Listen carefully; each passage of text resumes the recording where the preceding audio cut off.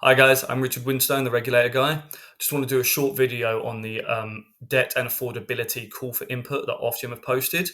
If you're watching this video and you just want to get involved with the response to Ofgem, there's a link in the description below. If you're one of the signatories of the petition that I've posted this video to, there'll be a link in that update that I posted where you can find my blog post, which includes where you need to email your responses to and my direct response to Ofgem. Feel free to copy and paste my response and just change your name in the signature, or read the response, read the questions that Ofgem have posed, and put your own views forward. If you disagree with what I've said, please do put your own views forward. It's more important that we have a variety of responses to Ofgem so they know how everybody's feeling. And if you do disagree with what I say, that's absolutely fine. Just tell Ofgem what you think. And if it turns out everyone disagrees with what I say, then at least Ofgem knows how the country are feeling about their proposals and the questions they've asked. It's just important to get involved. So please do click on the links and engage in this consultation. You have until the 13th of May, so there's plenty of time, still got a few weeks. So please, have a read of my response and get involved. Thank you. So this call for input is looking at the affordability and debt challenge in the energy supply market. Effectively, there's about £3.1 billion in debt and arrears in the energy market at the moment. Over 2 billion of that is already being dealt with. So these customers are already on repayment plans. There's less than £1 billion of arrears where there's no repayment plan set up, which hasn't really changed over the last few years. So the reason that there's so much chatter about debt in the energy market at the moment is because it has risen from around 2 billion to just over 3 billion in the last year, which is primarily, in my opinion, caused by the ban on force-fitted prepayment meter installations, which was put in place in 2023 because suppliers were doing it illegally. And that cost has been passed to us. So there's a new allowance in the price cap to account for bad debt, or to account for debt-related costs, which is £28 a year for the majority of us, pretty much anyone not on a prepayment meter. And a large chunk of that was because of this ban that was put in place, and we're paying for energy suppliers breaking the rules, which I obviously disagree with. But sorry, as I was saying, the debt has risen in the last 12 months from around 2 billion to 3 billion. But most of that has gone straight onto customers with repayment plans. So people are paying that or have planned to pay that straight away. Whereas arrears, which is those without repayment plans, hasn't really changed in the last 2-3 years. So I'm not really sure why Ofgem are increasing our costs, because the amount of unpaid for debt hasn't really shifted at all.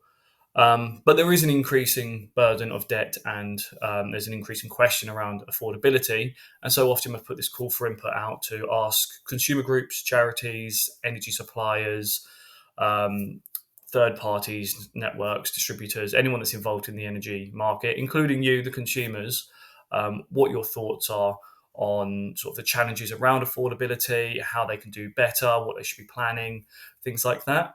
All of my answers are obviously in the consultation response that I've linked to in the description below.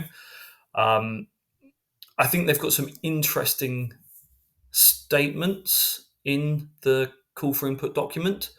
So one thing that you should be aware of, and I think we all need to brace ourselves for, Ofgem are looking forward, obviously, and they are expecting or hinting that the cost of energy, our prices, our bills will be going up in the future. So they have net zero targets that need to be reached. The energy market has net zero targets that need to be reached. And in order to reach those targets, we need a whole host of new infrastructure, and all of that costs money. And everything that happens in the energy industry comes down to our bills eventually. We pay for it all. So they are expecting that the investment needed for the infrastructure improvements, the new infrastructure to be made, will obviously increase our bills, but they're in a catch-22 situation because there's a whole lot of debt in the energy market that we're not handling at the moment, and the affordability of energy is getting out of hand. It's not possible to keep up with our energy bills. So they need to make energy more affordable, but they're aware that energy prices will likely rise in the future to meet the net zero targets. So there's a strange balancing act there. And when they say we shouldn't expect our bills to get back to what they were prior to the energy crisis, that's not just because of the profitability of energy companies. It's also because we need to invest in renewable infrastructure. So, yeah, the energy market is looking quite daunting going forward, and we should all be bracing ourselves for that, and trying our best to engage in these consultations so that we can limit the damage effectively. Interestingly, there's been a report out from the End Fuel Poverty Coalition, or the Warm This Winter campaign, over the last couple of weeks about profit in the energy market.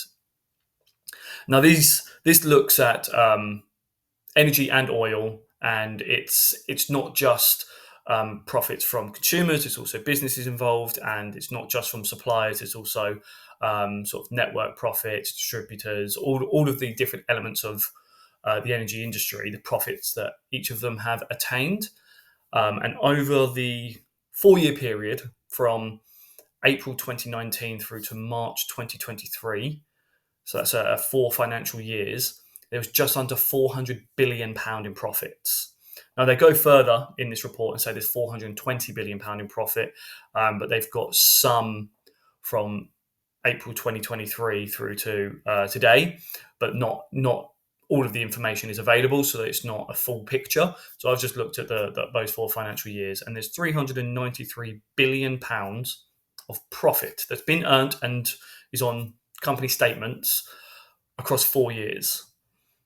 Now, I'm a maths nerd, so I obviously wanted to work out what that was per person per year. For me and you, each of us, out of our own individual salaries. This is what Ofgem do when they increase the price cap. They say it's only £10 per year for you individually.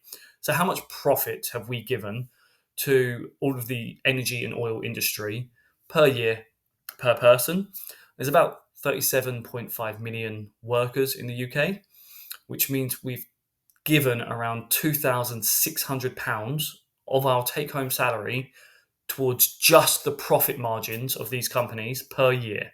So across the 4 years, over 10 grand each, which is insane. It's a disgusting number. But that's what this report has told us. And it's obviously something I've referenced in my response to Ofgem, that there's obviously not enough regulation around profiteering in the energy sector. I know Ofgem have a lot of regulation around domestic supply, so energy suppliers supplying customers directly, but there's little to no regulation in the business energy sector. And some businesses have seen their standing charges go up by 4,000% in a year, for example. Where do you think that goes? That goes onto customer bills. Whatever business that is goes, well, my costs have gone up, I need to increase my prices. And so some conversations I've been having with people in the non-domestic space recently, they reckon a large portion of the inflationary pressure and the cost of living crisis we're in is actually entirely energy related. All of these costs are going up because energy bills have gone up, which is horrifying to hear. And I think Ofgem need to have a real long look in the mirror and understand how much of this cost of living crisis is entirely energy. It's not just the energy crisis and the separate cost of living crisis. It's all an energy crisis, and they're the ones in charge, and they're the ones that are failing. Anyway, that's just a little overview of the debt and affordability issues at the moment. I've been quite strong-worded in my response to Ofgem, so do give it a read. If you do respond, please CC in my email address. It's in the blog post, so you can see it there. It's richard@theregulatorguy.co.uk. But do CC me in, just so I can see how many people have sent over responses to Ofgem. And do put your own thoughts in there. Feel free to edit what I've written, to completely delete it, and just tell Ofgem how you feel. But it's important that we all get involved. Once you have sent it out, please also send it to your friends, your family, or post my blog on your social media platforms, just to spread the word further, because the more people we get involved, the more likely it is that Ofgem are going to pay attention. So I'd really appreciate that.